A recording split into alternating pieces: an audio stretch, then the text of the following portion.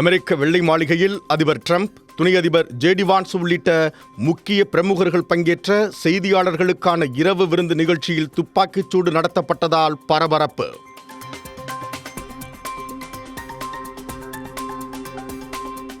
சம்பவத்தை தொடர்ந்து அதிபர் டிரம்ப், துணை அதிபர் ஜே.டி. வான்ஸ் ஆகியோரை பாதுகாப்பாக வெளியேற்றிய அதிகாரிகள்.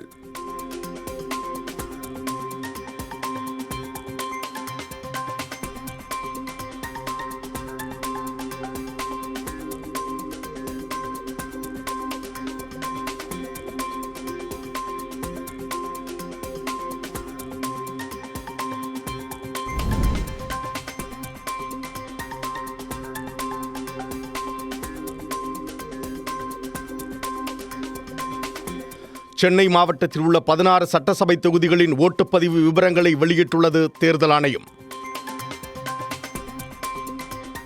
4,72,319 பேர் ஓட்டு போடவில்லை எனவும், பெண்களே அதிகம் ஓட்டு போட்டுள்ளதாகவும் தகவல்.